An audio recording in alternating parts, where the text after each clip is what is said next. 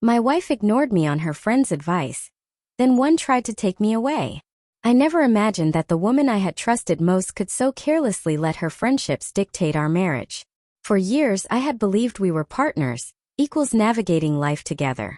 But lately something had shifted. She had started taking advice from her circle of friends about every little detail of our life.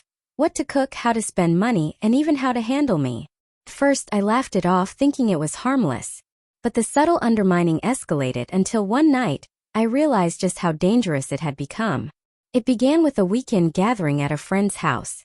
She had invited me reluctantly, after insisting it was just a casual evening with friends. I expected harmless chatter and a few laughs, but the atmosphere was tense.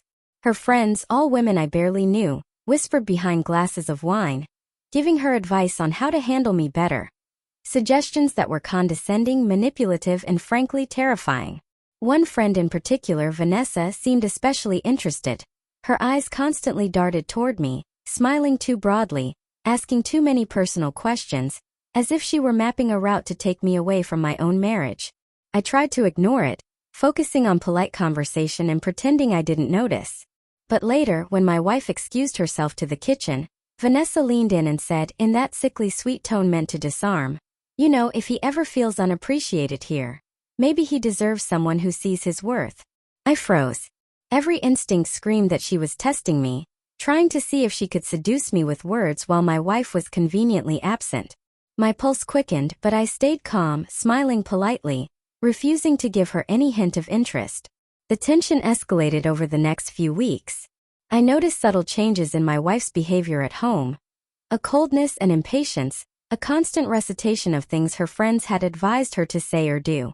She began ignoring me deliberately, refusing to engage in meaningful conversation, dismissing my suggestions, and treating my attempts at affection like a nuisance.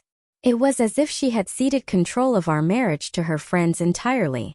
Then one evening Vanessa invited me over under the guise of just wanting to talk.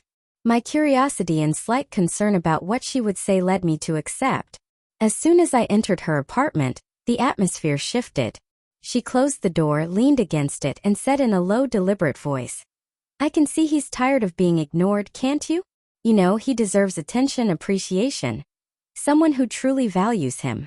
Her words were a trap, carefully constructed to tempt me into betraying my marriage. I stared at her, feeling a mixture of shock, anger, and disbelief. My first instinct was to walk out immediately, but I didn't. I wanted to see how far she would go, how audacious she would be in trying to take me while my wife had willingly ignored me on her friend's advice. She stepped closer, reaching for my hand, her smile smug. "I know you feel unseen, unloved, unwanted. I can give you what she won't."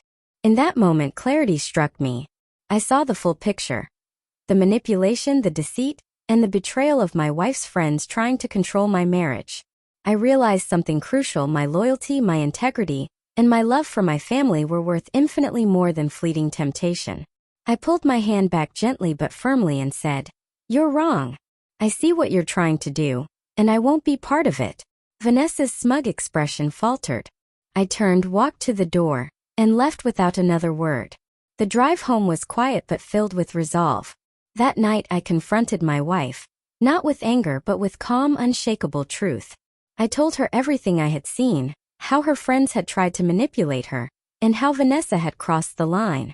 Her reaction was defensive at first, claiming she didn't see it, that she was just being social, that her friends meant well. But I held firm, refusing to let excuses override reality. In the weeks that followed, she had no choice but to face the truth. Her friend's influence over our marriage began to wane as she realized the damage it had caused. And as for Vanessa, she never tried again. Word had quietly spread that her attempt had failed, and her reputation suffered among our mutual circles. What shocked everyone most wasn't the betrayal attempt, but my response. I didn't yell, cheat, or retaliate. I simply upheld my boundaries, spoke the truth, and refused to be swayed by anyone trying to manipulate my loyalty.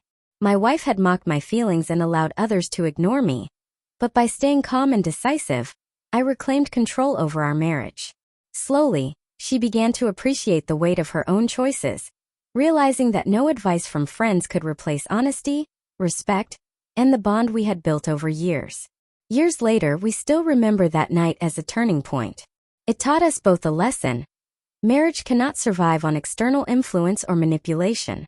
It survives on communication, trust, and the willingness to face uncomfortable truths. And while the memory of Vanessa's attempt lingers, it now serves as a reminder of how easily marriages can be threatened from outside, and how decisively loyalty and integrity can protect them. In the end, what shocked everyone wasn't that I resisted temptation. It was that I spoke the truth calmly, held my ground, and refused to let anyone, even my wife's closest friend, take away what we had built. And in that calm, deliberate act, our marriage not only survived but grew stronger than ever.